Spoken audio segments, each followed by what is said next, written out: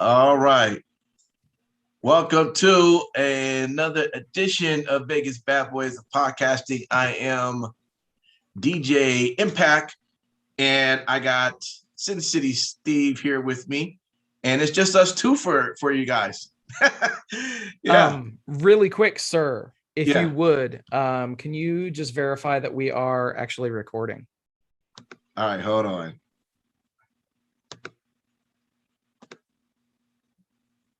Let me do this. There we go. All right. But I think we're alive too. Oh yeah, we are. Hell yeah. Yeah. Okay. Fuck it, we'll do it live. That was classic. That was a classic. All right, guys. By the way, I know it's out. Oh, by the way, I might want to also start that. See what happens. I didn't even have my audio started up. So I'm just going to start over from the beginning. How about that? All right. Welcome to another edition of Vegas Badboyz of Podcasting. I'm DJ Impact, and I got Sin City Steve here with me. And this is 3 Count, and we thank you for hanging out with us. It's just going to be us two. I talked about it in Wrestling Talk. Matt Michaels is doing a little R&R, and Simon Street, he should hopefully be back next week. So it's just going to be us two. We're going to do our best to keep you entertained. If you're watching us live, feel free to throw the comments in, and we'll try to get them in as we can.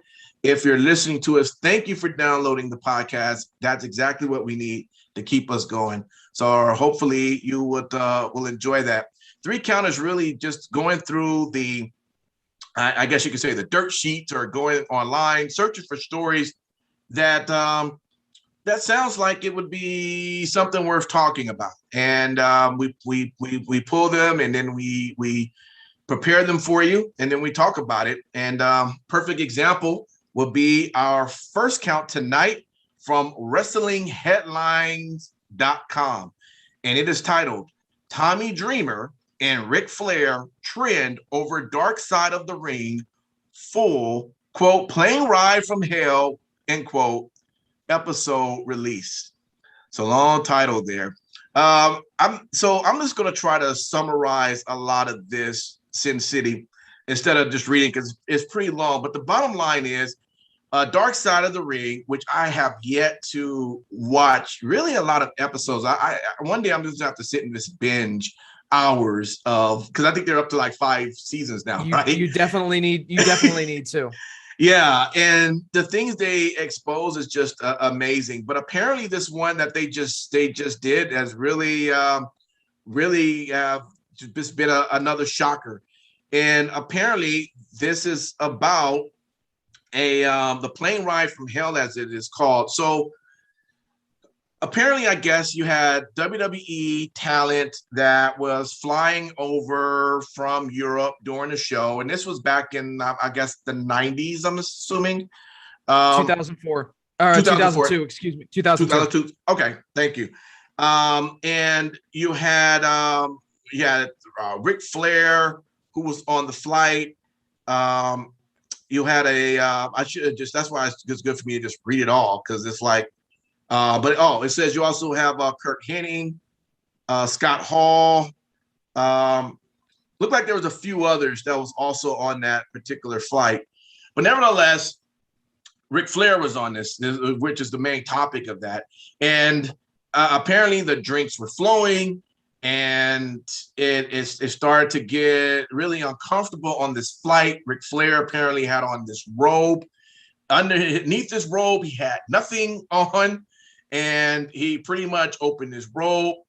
2 flight attendants, 2 female flight attendants who are there, see that he is undressed, and he is now just supposedly, that we say, drunk, just flapping this thing all around and just making the situation very uncomfortable. Even seemed like he pinned these flight attendants up to him, kind of forced their hands to touch parts of his body, which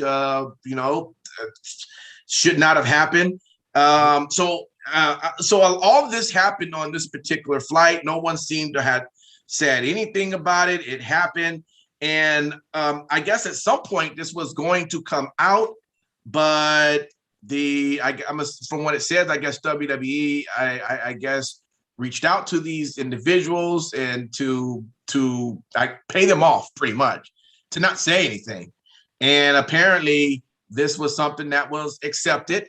From one of the flight attendants I was reading, it was saying that her husband had told her to take the deal because he didn't want the story to get out.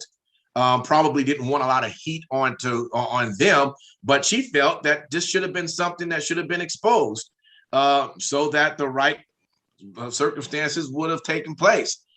But it didn't. And so now the story is coming into light. And of course, this, this is not making Flair look good at all, as it shouldn't. I know the Car Shield commercials, which he's been doing a lot of those commercials. I watched them all. They showed, I think every commercial break on Impact Wrestling is a Car Shield commercial.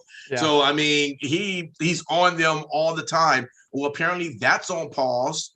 And if you ask for where does Tommy Dreamer falls into this, because he wasn't on the plane, well, apparently he seemed to be on the defense of what Ric Flair did.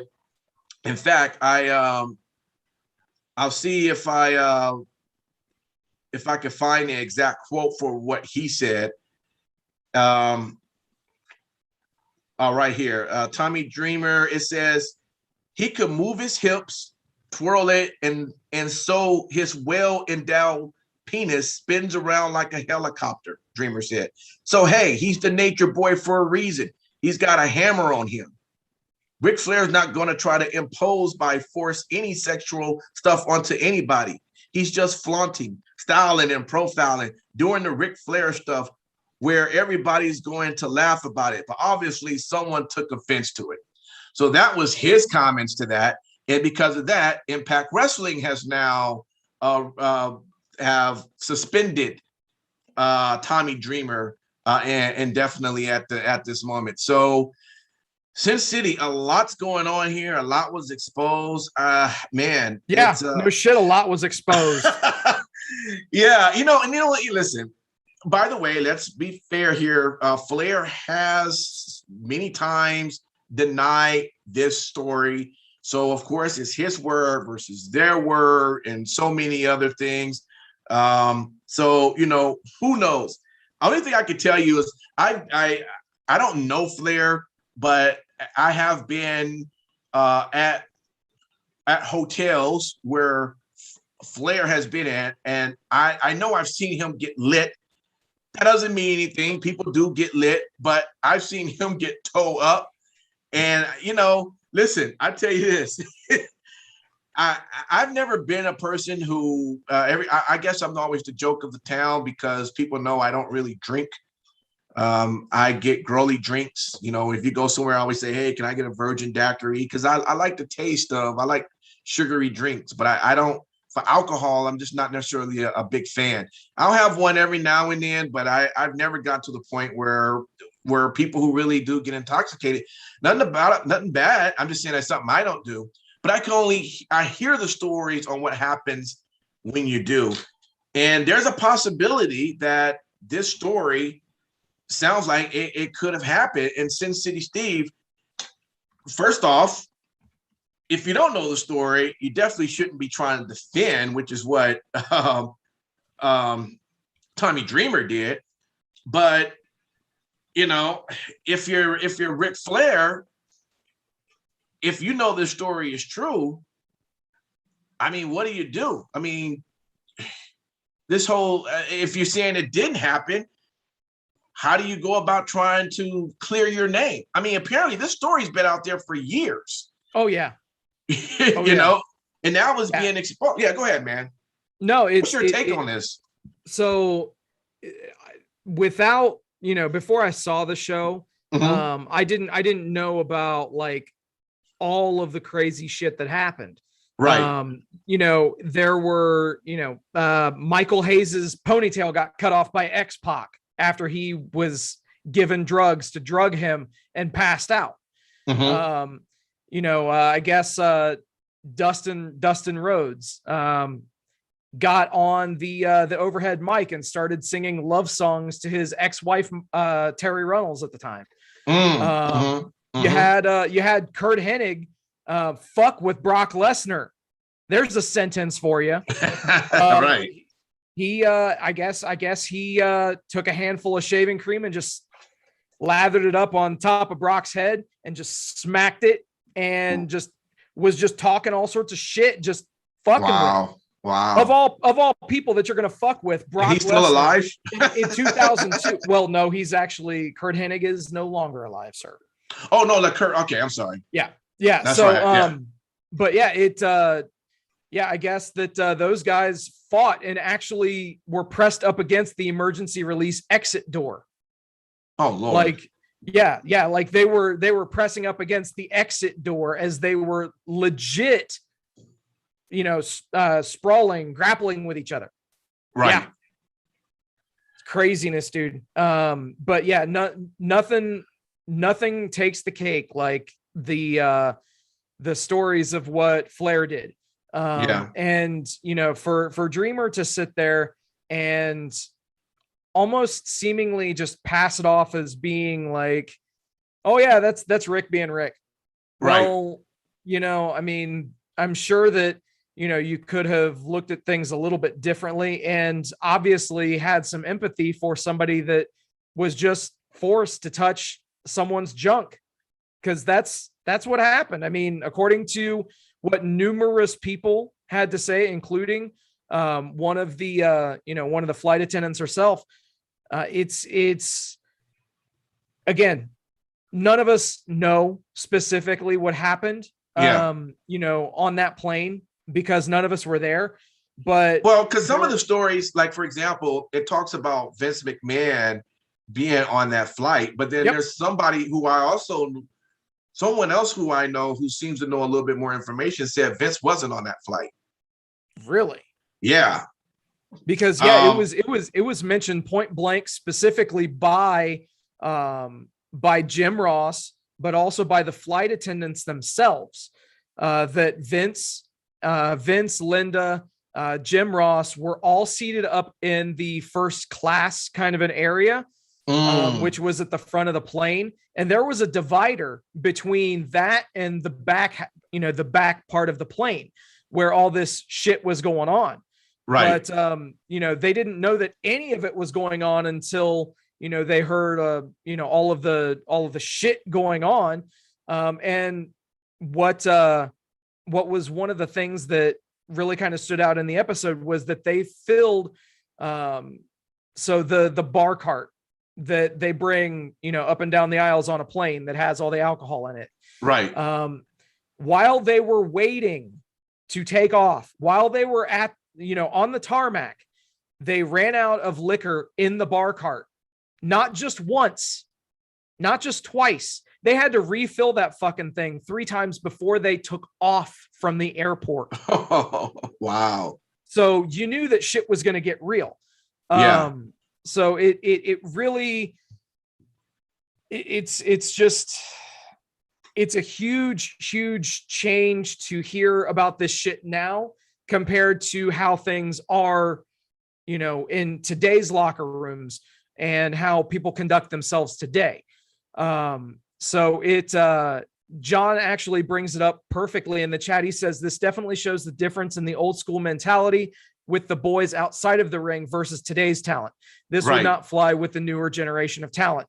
And yeah, completely. Yeah. And so actually, Justin, what's up, Justin? I haven't seen you in the chat. So welcome, bro. Hey, man. He says that it was a 7-hour hold on the tarmac. So yeah, 7 hours. Yeah, somebody I was just reading their comments. This is off on one of our wrestling chats, and one of the guys said that apparently there were 3 planes that was used, and apparently Vince wasn't on that particular plane. Now again, I don't know how true it is or not, but this person is saying that they got that part of the story wrong, because he wasn't on that plane, he was on another plane. So again, I don't know, but yeah. But nevertheless, it seemed like what's being accounted here, sounds like something really happened. In fact, I will say Dreamer did, it looked like he did go on to social media. Today's the 19th. Yes, today. Yep. And he says, regarding my comments on Dark Side of the Ring, it was never my intention to offend, hurt, or victim shame anyone. I understand my comments were insensitive and could trigger emotions in someone's own personal past. I do not condone sexual misconduct conduct of any kind. I apologize to anyone I offended. From the bottom of my heart, I am sorry. So we don't know how far that will take him, but yeah, I mean, this story is really troubling to hear, and it looked like things might get really tough for Ric Flair, as he would look like he was trying to, get out there, and especially in more commercials and everything. And he's been seen in other promotions, and I don't know. I mean, is he going to become untouchable from this point? How does if what he said that this didn't happen, how does he go about trying to clear his name? If you know it happens, should you just apologize, admit to it, and say, talk about how during those days, not to say that's acceptable, but trying to do your best to own up to it, admit it, apologize to that, and explain to why that should never be anything that should ever happen. I mean, what do you do? Because it becomes untouchable. That ain't gonna be a good look from his age. Yeah, no joke. I'm just saying. So yeah, this was a tough one, man. Like I said, I didn't watch this episode, I highly recommend you take some time and just give it a watch. It was pretty interesting. But with even some people in our chat saying that certain people were on different planes on different times, and those things not lining up with people that were actually saying these things on this specific episode.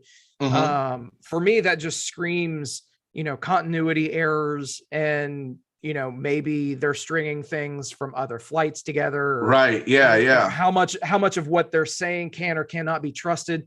I mean, it's really difficult, and so we're all guilty of just listening to hearsay at this point. So. Yeah. All right. Well, we'll end that story, and I guess we'll see where that goes from there. And we'll take it from there. The chat is lit, and we thank everybody for chiming in. And if you want to be a part of our chat, I know you probably say, man, I always hear people chatting, but we don't never know. First off, you need to go to our Facebook page, because that's mostly where we get our chats from, is from the Facebook. And make sure that you follow us. And when you follow us, you will get the notifications when we go live. And we do our recordings on Sunday, although we put the podcast out on Monday and Tuesdays. This 3 Count goes on Tuesday. Our Wrestling Talk goes on Monday. All right. So if you ever want to be a part, Sunday nights around 8 p.m. Pacific Standard Time, somewhere around that time, 8-ish, feel free to jump on and join the conversation.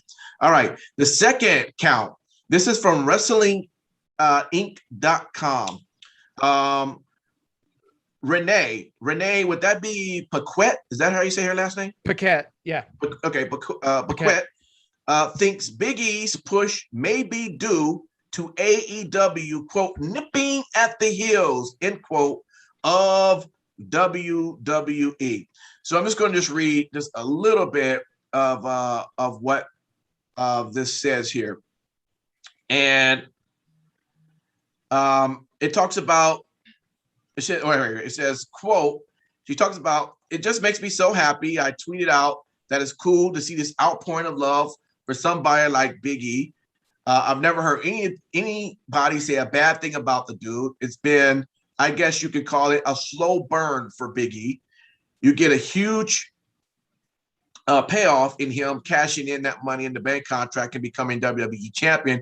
But what I love about it is the organic way that Big E's career has gone. When you get the fans behind you, now you know the company's behind him. And she continues, it's time to just, as they say, strap that rocket onto him and shoot him off. That trajectory is just going to keep going. And if we are talking and we want to get things, get into ratings and blah, blah, blah, I think Big E could be that guy to really help push WWE Monday Night Raw, Friday Night SmackDown, wherever he decides that he wants to show up. It's the organic side of things that I think WWE fans have been craving.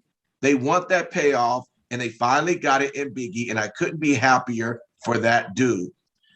Then it says here that despite her positive feelings for his title win, Paquette also believes believed the move was likely done to counteract both Monday Night Football and WWE losing to AEW Dynamite in the ratings the previous week. She also thinks it was about making the fans happy by giving the popular Big E a huge moment.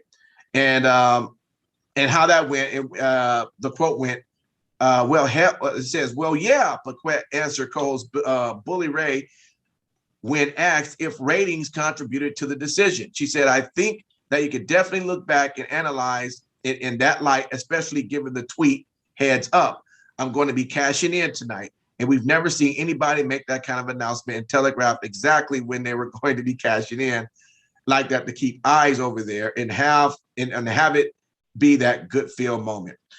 All right, so I'll stop it there, Sin City Steve. Big E, we talked about it in Wrestling Talk. It was exciting to see that he is now the WWE champion.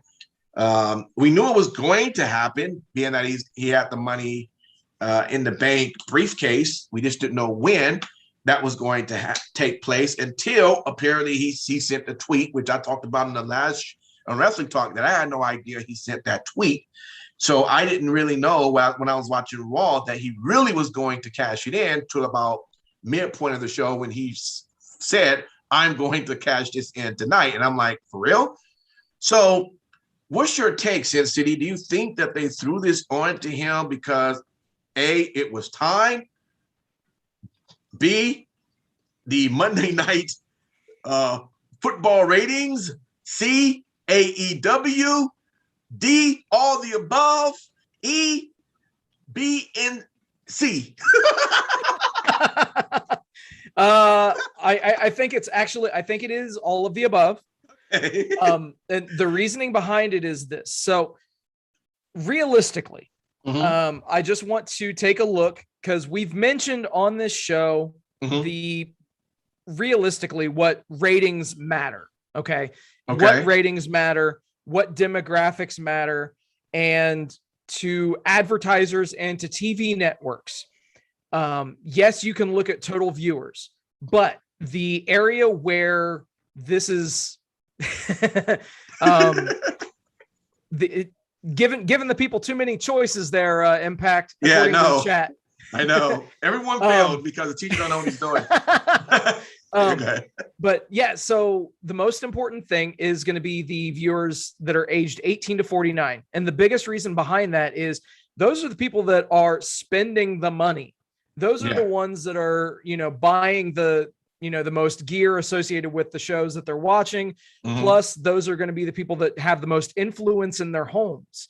So, that's key. So I have some specific dates. Okay. Now this is from September 9th. This is a tweet from Brandon Thurston, who runs analytics and he's got his website and a Patreon and the whole deal where he breaks all this shit down.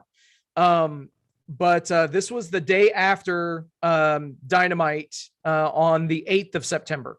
So he says AEW Dynamite last night on TNT was watched by 1,319,000 viewers on average, the second highest in the history of the show.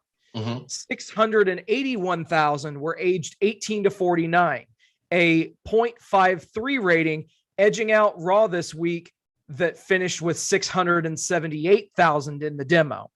So the Dynamite show from the 8th of September beat Raw in the ratings. Okay. That was the first time that happened. On September the 13th, Big E tweets out, "Let's let that cat out of the bag. I intend on cashing in my Money in the Bank contract tonight and cashing it in to become WWE champion." So here's the thing. Mhm.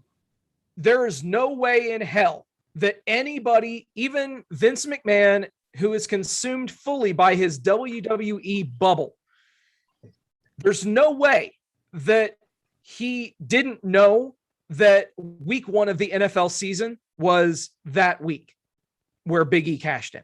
Right. There's no way in hell that anybody can justify that to me. That is extremely short-sighted, if that is the justification that they're trying to use. Realistically speaking, just call it what it is. Just say that that you're doing what is in the best interest of the brand, and that you felt that it was the time to do it. And realistically speaking, I understand WWE doesn't want to throw any bones whatsoever to any competition. And that's fine. That's been their brand MO for years. They don't want to acknowledge that anybody else exists in this pro wrestling world except for them. Why? So why is it still a big deal, supposedly, between the ratings between the two when they are on different networks, different nights? Why should it matter if they get beat or not? Because everybody's pointing out, oh, well, AEW's nothing. They just beat WWE's 3rd tier roster. That's been said to me on this show as a means for defending. Well, why are you saying that AEW is NXT's competition? Why don't they compete with Raw? And well, now they are competing with Raw for the most important demographic in cable, bottom line. And now they're shifting the goalposts. So it's as is being said in the chat, it's a pissing contest for bragging rights. But also you got to keep in mind those TV rights deals, they're going to be coming up pretty soon. And you got to figure events like the draft are coming. Okay. I wonder if they're going to start to do things, to appear on Raw, because let's be honest, WWE and the USA Network, they've had a great relationship for years.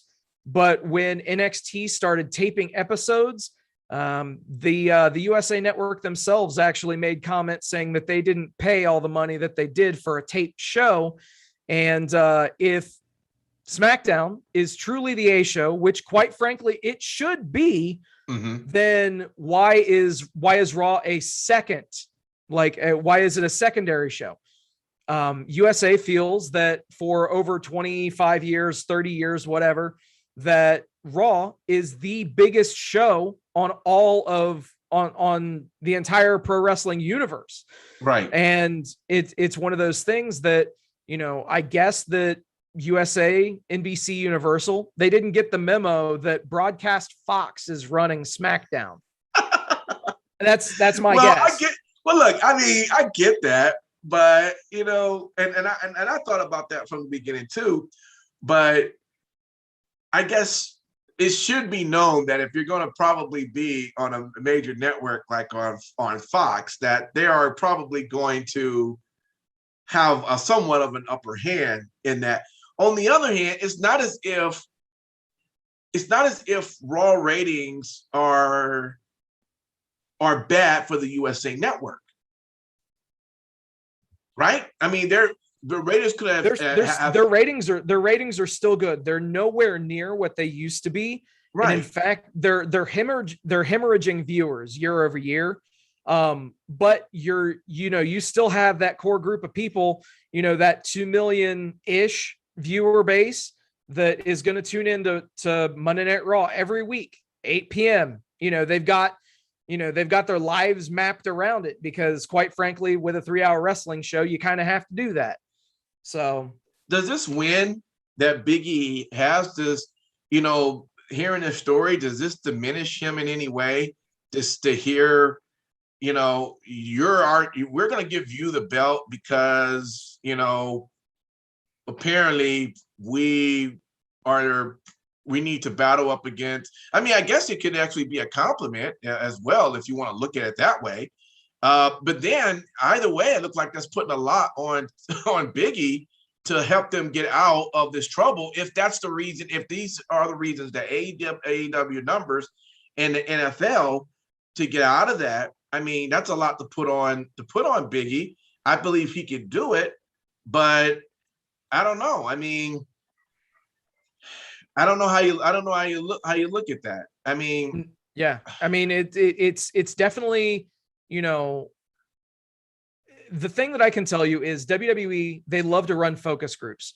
If you've ever been to a WWE live show, or as things are starting to open up, if you go to a WWE live show, if you ever go and you're leaving the arena and somebody asks you if you want to take a survey from WWE, or if you are, let's say at the Superstore, if there's like a SummerSlam or WrestleMania in your city and you go to the Superstore, there'll be an area where people will ask you if you want to complete a survey. So realistically, what they'll do is they will harvest your email address. I'm saying this because I still get these emails for these fan council surveys. Okay. So realistically, they want to know feedback from a gigantic cross section of their viewer base. So it doesn't matter who you are. If you've committed any kind of money to their brand, they want to have your opinion. And the thing is, traditionally, Big E does extremely well with large cross sections of their viewer base. Right. So, and he's universally loved. So right. I think that this was something to where, you know, they've had a lot of negative press come out about them between all of the talent cuts, between all of the, you know, all the shit that's gone down in the last year. And now there's this new company that is, as Renee said, you know, they're nipping at their heels. Dude, I think that realistically, it doesn't diminish it, but more than anything, it underscores the fact that they needed to change a few things.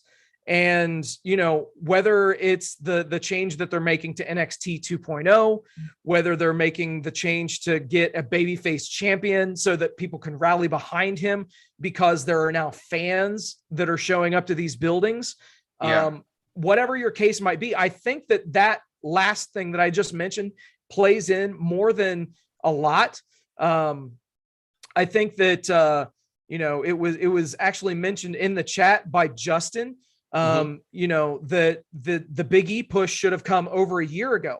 And dude, you know, as well as I do, we've all been, you know, talking about how we want Big E to get this push, you know, whether it's on the heel side or on the babyface side, either one. But the fact is, he's been due for this for a long time. Absolutely. And, you know, from where he started out to where he is now, he has made an unbelievable shift in his character. You know, on the Wrestling Talk segment that we just did, or that aired yesterday, for those of you listening on the podcast, we talked about Roman Reigns and how there was a huge seismic shift for him from the babyface side to the heel side. I think that realistically, if you look at it, there's almost as much of a seismic shift that occurred with Big E. And it's been on much more of a slower burn, but keep in mind, when he came in, he was, you know, beating people and having the refs count to 5, and he was a heel and he didn't talk much and, that, and the other. But now to see what he's become, it's just solid, dude. And I think that the volume of tweets and well wishes that went around on social media once Big E won that championship, and just how many people were happy for him, genuinely happy for him. I think that speaks volumes, not just of him as a talent or as a worker, but also him as a person.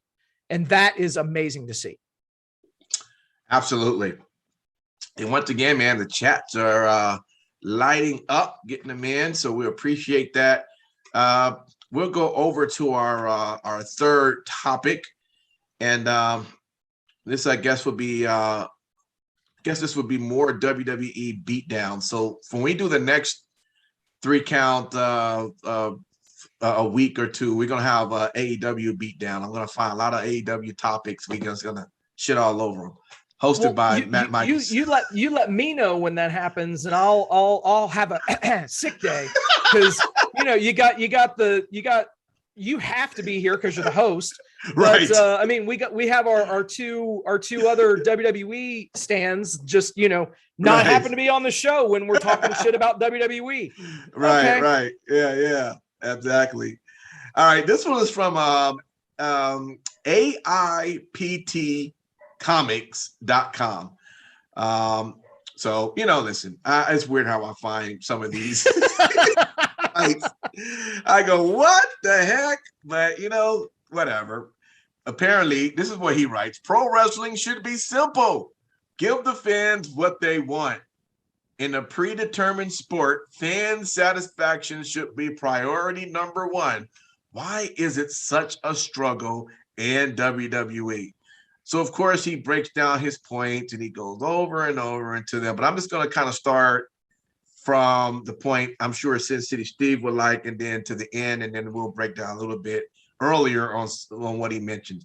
Anyway, he says this: AEW honors the past without relying on it as anchor. It respects the sacrifices and the progress of what wrestling has made before them. And even if by necessity they acknowledge and actively work with other promotions. While WWE has almost always acted as a bubble where we have to pretend nothing else exists, AEW supports the growth and development of other wrestling promotions because it makes pro wrestling as a whole healthier. I can debate that one, but I'm going to keep going. In the competitive sports, fans are important, but matter little in the decision-making process. The majority of fans may favor a particular goalie, but if the backup is playing better, he gets to start in net.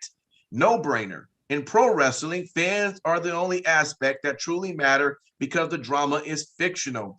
The booking should reflect the desire of the fans. It's really not that hard.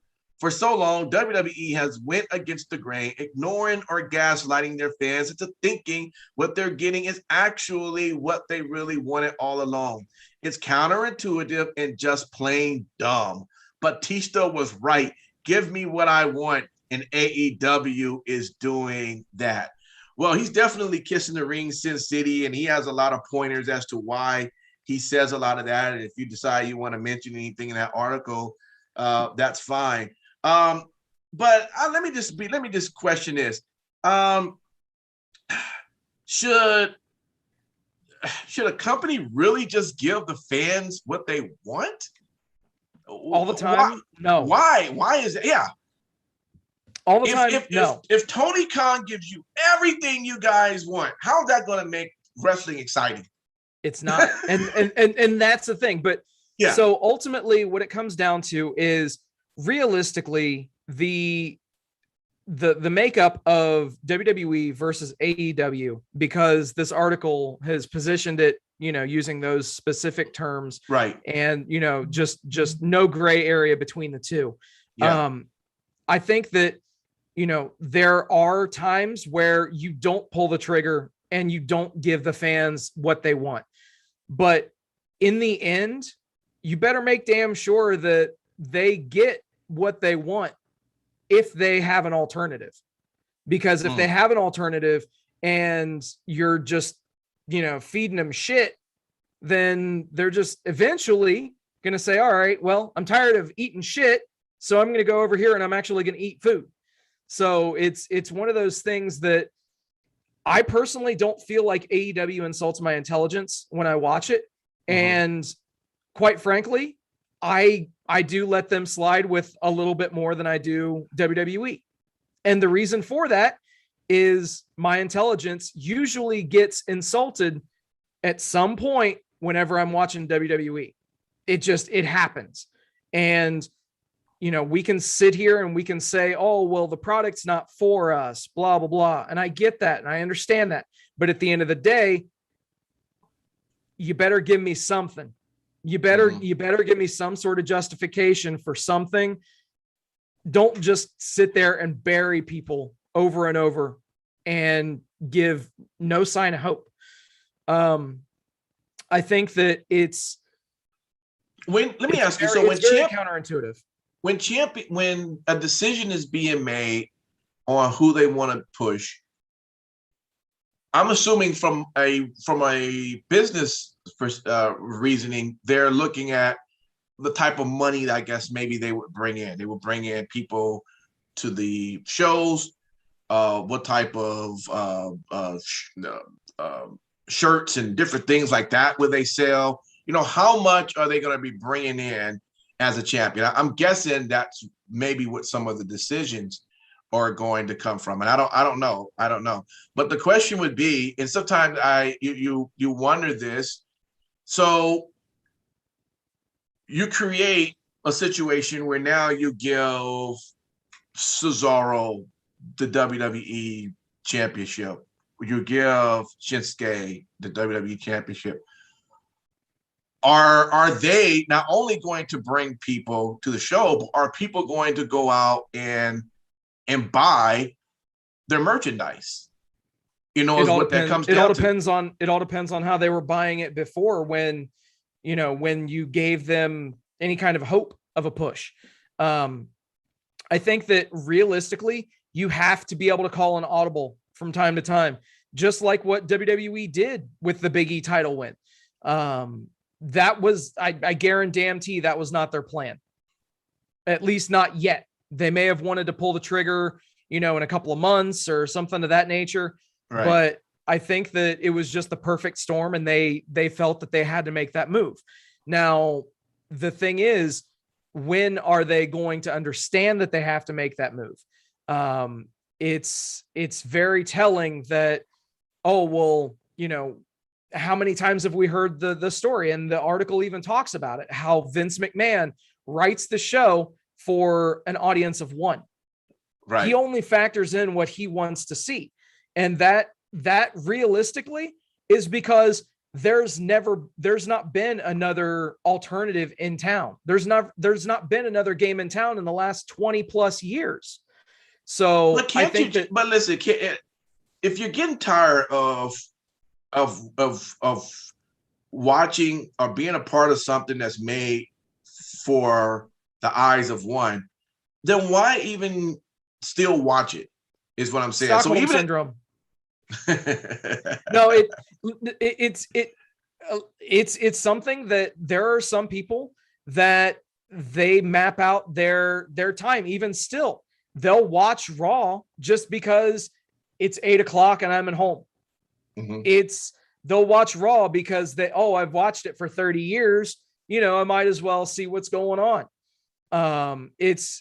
It really comes down to there being a legitimate payoff at the end. They're, having that pot of gold be there for your viewers at the end of that rainbow.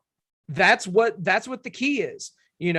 Why do we make this journey? Why do we invest 7 hours per week watching your programming? Right. It should not be a task. It should not feel like a job to watch a TV show.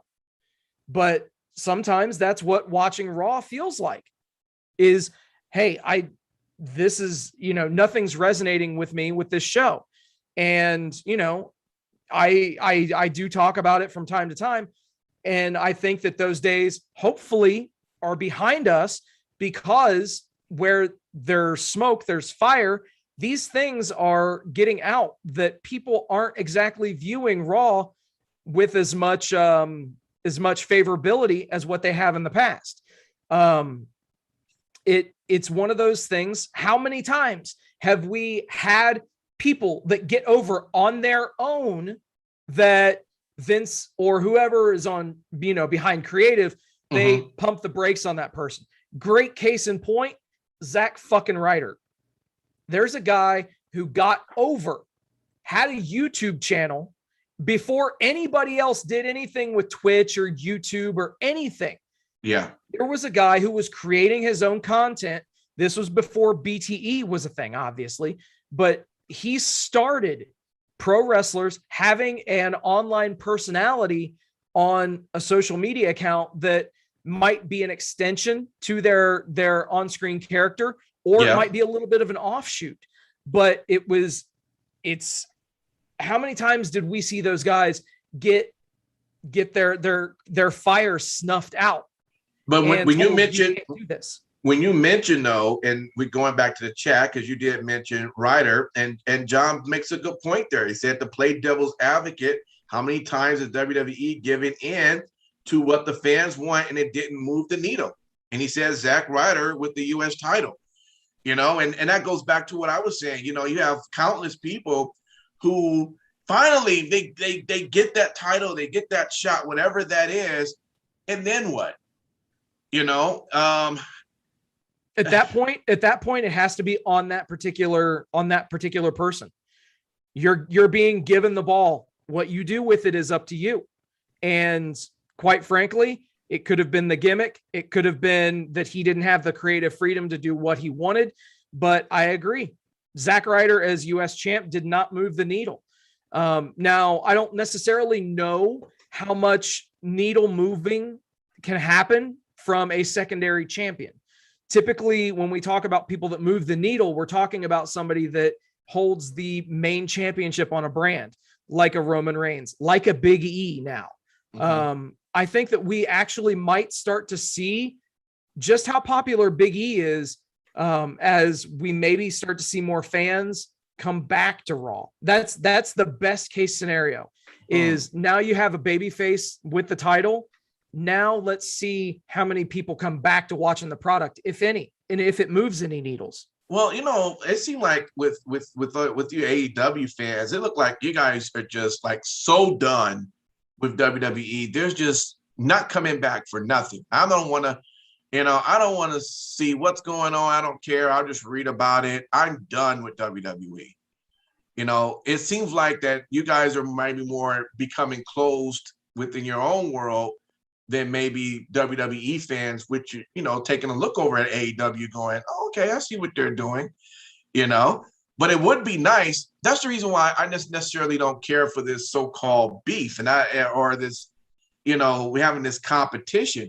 Why not just enjoy wrestling? Now, if you're not enjoying the storyline of what, and you're not going to enjoy every storyline, but the main thing is you enjoy the entertainment of wrestling. So that's why I can sit and watch AEW. I can watch WWE. I can watch Impact Wrestling. For Christ's sakes, I watch Impact Wrestling. Nobody watches that, I think, but me and the 20 people in the audience at the show. And that's about it. But I enjoy that too, and believe me, I mean, if there's anything that you get depressed and sad about, I'll be watching that show, but you try to get a bigger picture of just enjoying what they do. They ran a skit last week with oh man, I'm not gonna remember all the names. It's a big skit with a lot of them. They ran a skit on Impact though, but it was pretty funny. And they did another one with Swingers Palace. I remember how I just mentioned to you last week it'd be interesting how would they play with the idea of him coming to Vegas. Well, it was funny. They actually kind of hinted it to the idea of, what, we're really going to Vegas? Like, I can't go there, but there were some other things that they said that was pretty funny in that skit too. But that's the entertainment of it that I like. I can sit and watch that. I can watch WWE. I can watch AEW. AEW fans, man, they're like, you guys are like, bam, this is where it's at, and this is where I'm comfortable, and this is where I'm staying. And we don't care about none of the others. I mean, well, I guess we'll care about Impact or Ring of Honor, but that's because they're below us. We're the top. So you guys might want to watch that because you might eventually, I'm just saying. I know Raw is not the way it used to be, and hopefully at some point, maybe through the draft or something happens. But there is still SmackDown. It's a WWE product. There's still NXT 2.0. And so far, since the first show, we have to see where it goes from here. But that show at least wasn't disappointing. So overall, WWE is, they do okay when you got 3 shows. Let me ask you this: with AEW doing Dynamite, Rampage, and then you said they do 2 shows on YouTube, would you say that all 4 of those shows are all top notch together? So the thing is, Dark and Dark Elevation are used for enhancement. So, you know, if we go back to what we mentioned in Wrestling Talk about how you'd made mention that you didn't know how Butcher and the Blade were number 1 in Right. the tag team rankings. Yeah. So that those 2 YouTube shows kind of fill in the gaps with that kind of stuff, because they've just been beating jobber teams for the last couple of months or the last couple of weeks or whatever. So that's how they've padded their stats. But realistically, man, yeah, it's, I see what you're saying, but I just have to put it to you like this. Okay. So imagine if, let's say that you got a great friend, okay, that you've hung out with for a long time, and you start making plans with them, hang out pretty frequently, and everything's cool, right? Okay. But then after a while, they whenever you go and you start hanging out with them, they don't give a shit about you, and they just fuck around on their phone the entire time. They're more preoccupied on everything else that's going on. Maybe not anything that you're interested in or anything, but you can just tell that they're really distant. And Right. then maybe they don't even talk to you when you're hanging out. Maybe it's just like a, you know, kind of a convenience thing. Okay. That's probably the best parallel that I can give you, as if to say, wouldn't you stop hanging out with that person? Okay. I'm just saying. I mean, And that's where you put where WWE's at. That's where I'm putting a lot of lapsed fans, because it's not for us. Okay, that's fine. Okay, so you're going to insult our intelligence now. Okay, gotcha. And now you're going to do things deliberately, almost that fly in the face of us and piss us off as an audience, with no hope for that pot of gold at the end of the rainbow. You're not going to do anything. You're not even going to dangle the carrot. Okay, well, I can spend my 7 hours, or if we're just talking about one branded show, I can spend my 3 hours better during the week, doing anything else, literally anything else in the world, rather than watching wrestling for 3 hours and investing my time in something that doesn't give me any kind of a return on my investment. Got you. Okay. Well, you are speaking for the minority, so of the vocal minority. The vocal minority for the AEW crowd out there. So yeah, man, it's all good, man. We'll see where all this goes. To be honest with you, my problem with wrestling is that it's just too much of it. Yeah. It's just a lot, which could not be a good thing for some people, because then they're going to figure out where they're going to put the majority of their time. And that's where it could be dangerous for WWE, because if people over time have gotten bored with the product and they can't give 20 hours a week for all these wrestling shows, and they got to cut, then they're going to start cutting from where they feel they're not getting that from. So bingo. We'll see what happens. We'll see what happens. I know it's not as if they don't know what they see and what they hear. So some sort of change has got to be made. And so we should see that within the upcoming weeks. But the question is, even if they do they grab some of their old fans back? And that's the part I don't know. I don't know if they can get you Sin City. You might be like, I'm still not sold on that. But I just realistically, it just comes down to them not insulting our intelligence. Like Raw feels like a chore half the time, and it really shouldn't. And the sad part is, at one point, there were 10 million people per week watching Monday Night Wrestling. 10 million. Yeah. And now we're getting 2. Yeah. Yeah. Yeah. Something's happened. All right.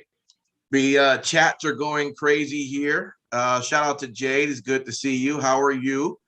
And of course, Justin's been on here. John's been on here. He said, of course, same problem that the UFC ran into years ago. It's hard having a fight card every week, plus the Ultimate Fighter and ETC, etc. So yeah, we'll see where it goes, man. It's going to get more interesting as time goes. With that, that would be the end of our 3 count. So we normally do our shout out of what we want to tell the good people. And first off, I'll just say thank everyone for listening to us. We did it with just 2 of us. Thank you for hanging out with us, and get the word out. Tell folks about Vegas Badboyz. We are, we're no news organization. We are all opinion and fun based. We just like to talk about wrestling, and you'd be surprised how many other people would love to just hear that too. And but they need you to tell them. So tell them, and hopefully they will listen to you. Right, Sin City, what you want to tell the good people out there, man? Thank you guys for hanging out with us. I saw a few new names in the chat. Some people that came back tonight that haven't seen in a few weeks. Mm-hmm. So thank you guys for hanging out, man. Tonight was a lot of fun. And dare I say, DJ Impact, you and I navigated the waters pretty well for it just being the 2 of us. So good stuff. But yeah, definitely. Thank you guys for listening and sharing, subscribing, doing all that you do. It's awesome. And we really, truly appreciate each and every single one of you guys. Also, a very special shout out to all the brave men and women serving this country, whether it be on lands, foreign or domestic. We appreciate everything that you do, because you enable us to do this and everything that we do. So we owe it all to you. Thank you again. Absolutely. And last but not least, we got to plug the sponsor. Otherwise, we might not be here next week. Repsports.com, REPP sports.com. Use promo code Vegas at checkout. Go there for all of your pre-workout, weight loss, and general energy needs. Repsports.com. Use promo code Vegas at checkout and save yourself 15%. Awesome. And for you guys in the chat room, I need to start seeing this more too. We definitely thank you for hanging out with us and everything, but do us a favor, when the podcast drops, download that too, because it's all about the numbers. We always talk about the numbers. So definitely download it and, listen to it a little bit. And then once we get those numbers, we good. We're building something here. So we appreciate you. All right. So with that, we will see you next week. It's going to be pay-per-view, right? Extreme Rules or something. So after that, or something. So we'll come on after that and we'll talk about that damn Extreme Rules or whatever. All right. Until then, thanks for hanging out with